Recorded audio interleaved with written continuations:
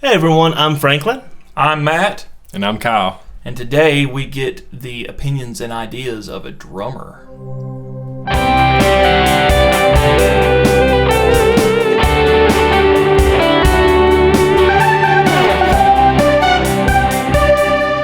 So we've got Kyle Wells here with us today, who has been playing drums for his entire life. And yeah, and you and I have been playing together for over 10 years now. Yeah, every bit of it, yeah. Back when we were both kids. Yeah, just beating on things. Yeah, we've kind of grown up musically together for a long time. And then Franklin joined Almost 5 years now. Yeah. About 4.5. Yeah. Almost 5 years now. Wow. Yeah, this is Time flies, yeah. part of the crew here.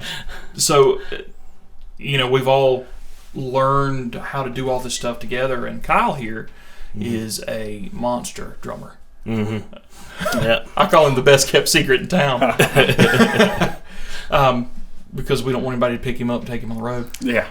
Away from us. I'm for hire. Yeah, there we go. So, you know, Frank and I talk about keyboards and guitars a lot, and so, you know, sometimes it's good to get some different opinions because there's more than just keyboards and guitars on stage, believe it or not. Oh, yeah. So, Kyle, as a drummer, we've got some questions for you to, you know, for those of us out there that their drummers aren't smart enough to talk.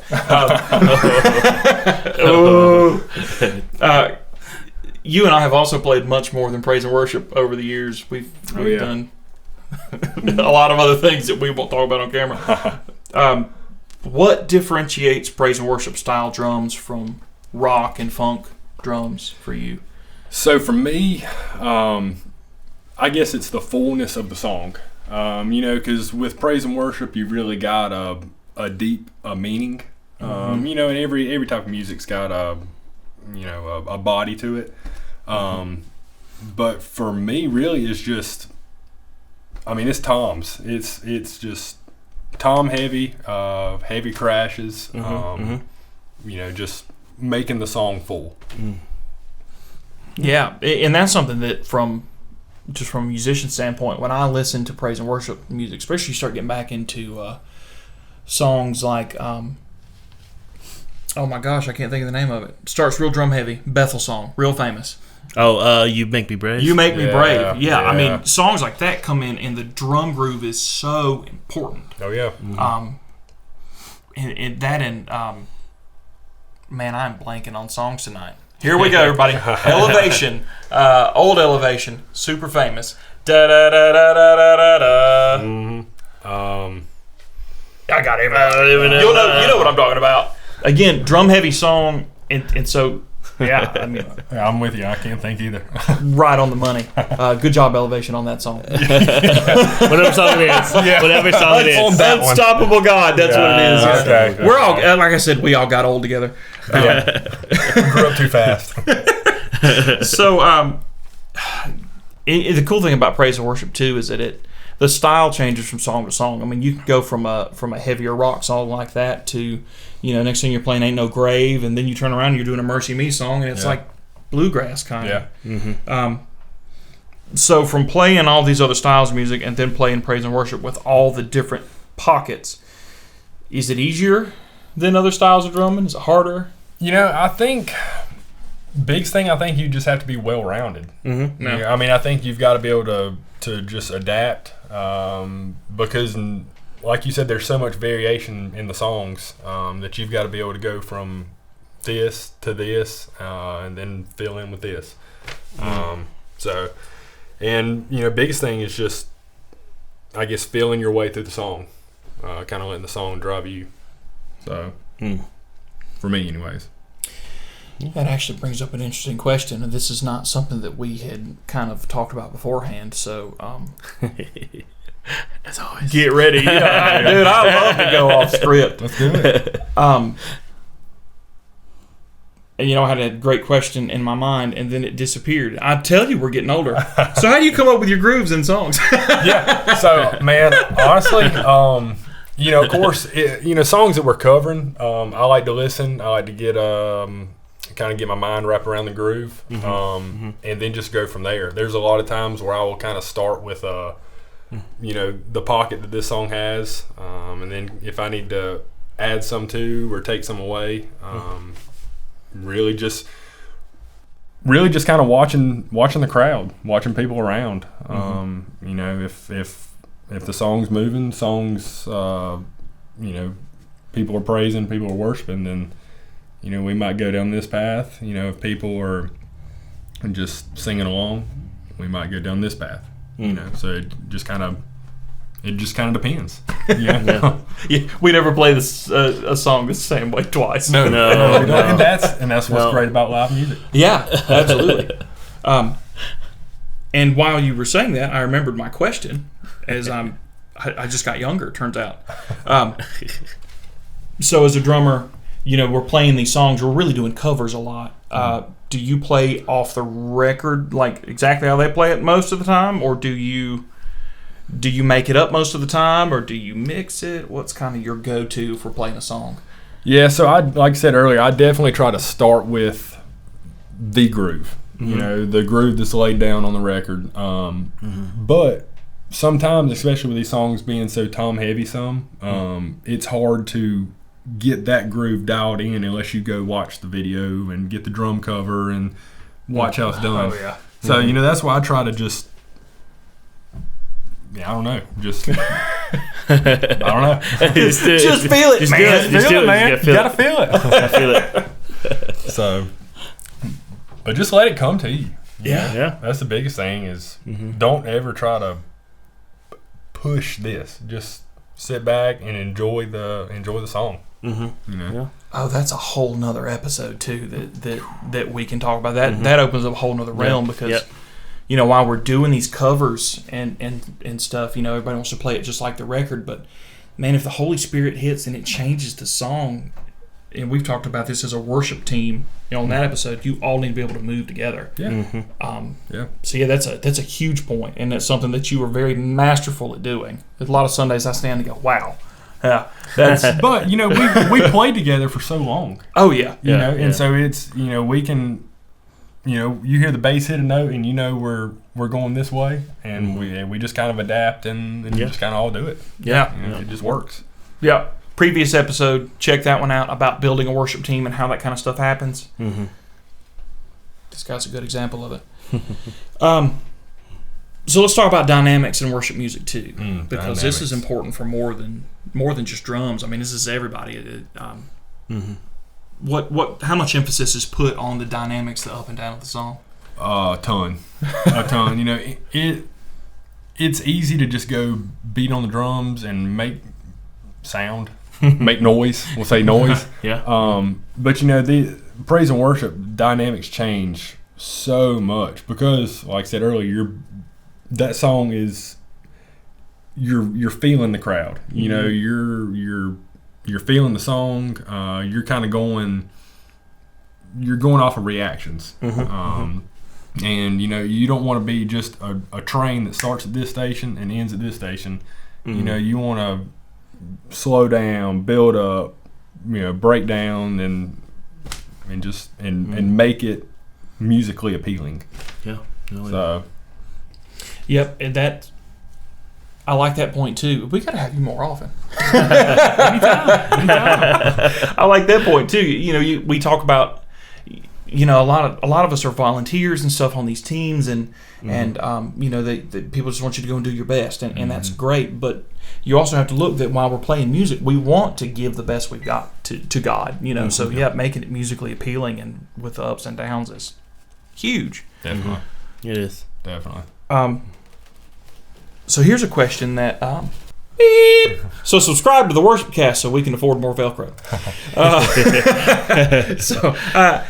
Quick apology to everyone and you. We invite you on the show and stuff happens, and you deal with it. You move on. So love. Yeah, make fun if you want. Make fun of us in the comments. It'll be awesome. So this is something I've always wanted to know because I'm an amateur drummer. You're the real deal. In the quieter, more ambient parts, so when a song really breaks way, way down, there's a lot of swells and things going on, you always find something in there somewhere that adds to the ambient nature without driving it. How do you come up with that? Do you have like a particular thing that is kind of a go-to to get it started, or?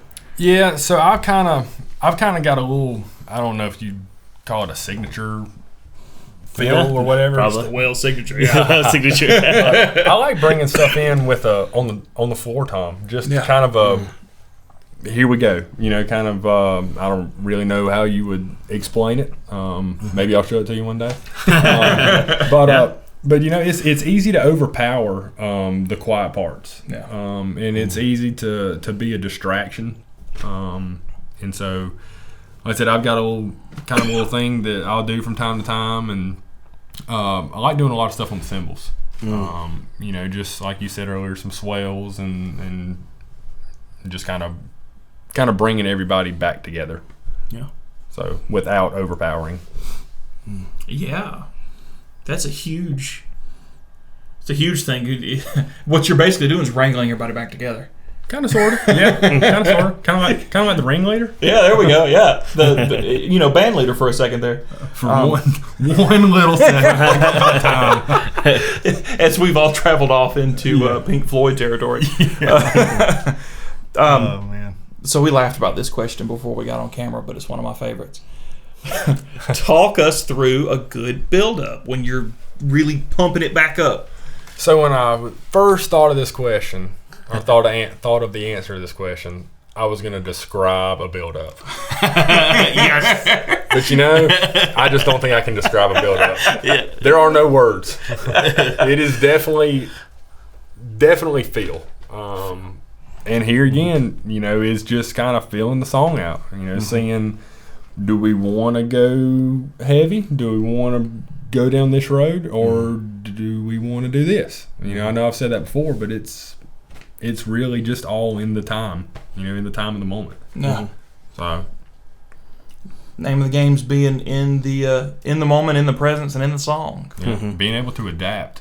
Yeah. I feel like that's just a musician's trait. Yeah. Doesn't matter what instrument you play. And there are so many times that we'll just run to Kyle. Well, you know what? I'll take a step back. We'll turn around and let the whole band know that we're changing the last song. And for some reason, I always forget to tell you until we get started. What are we playing? Yeah. What are we playing? And then it just happened. What's the beat? Yeah. And he always plays the right stuff. So adapt. Make things up. Yeah, adapt, overcome. Overcome. Yeah. Improvise, adapt, overcome. That's what it is. Perfect. Oh man. Perfect. What a good meme episode. Yes. Yes. So the last question that we'll have, and this is one that may incite riots, is acoustic versus electric drums. Give us some lowdown. Which would you rather play? The heated debate. Yeah. All right, so for me, acoustic. Man, the feel of an acoustic set of drums, the feel of a cymbal. But, on the other hand, electric drums, no tuning. Yeah. Turn it on. Play. And especially from an audio engineer, if they've got a good mix to work with, instead of tuning this drum, tuning that drum, micing this one, micing that. Ups and downs, but for me, acoustic. All day. And we don't always get to do acoustic drums a whole lot because, and I'm sure many of you that are watching are in churches where electronic drums are kind of the go-to because it's so much easier to keep the volume at a reasonable level. Off. Yeah. And it's understandable. I get it. Now we've got a rolling kit where we are, and how are they to play? Near. Compared to acoustic drums, are they pretty responsive? Yeah, definitely. Now, it took a little bit of time getting used to the cymbals, swelling things up. But as far as the feel, they're a good set. The only downfall is the sizes of the drums. Because you're playing on a practice pad instead of a 16-inch, 14-inch kit. Yep. So very cool. So but from a band perspective, I think Frank's gonna tell you this too. We also like the acoustic drums. Well, I would take acoustics any day. But they are hard to wrangle and manage. Yeah. They are. And if you build a drum cage and you put Kyle in it, we forget to tell him what song we're playing. I'm afraid we leave him in there. I can't get out. Yeah, it's like over the weekend. Whoops. Yeah. Kyle's like. Oh yes. Yeah, and it's all in the room. You know, the acoustics of the room. You know, if you've got a venue that can handle acoustic drums, play the mess out of them. But on the other hand, all rooms are not created equal. No, they're not. Yeah. So one more unplanned question, just because putting people on the spot is my thing. Okay. So I find that when I play guitar or when I'm singing, that I find ways to worship through my instrument, through the notes that I'm coming up with. And Frank, I know you're the same way. Quiet parts, I see you really giving into it and worshiping through it.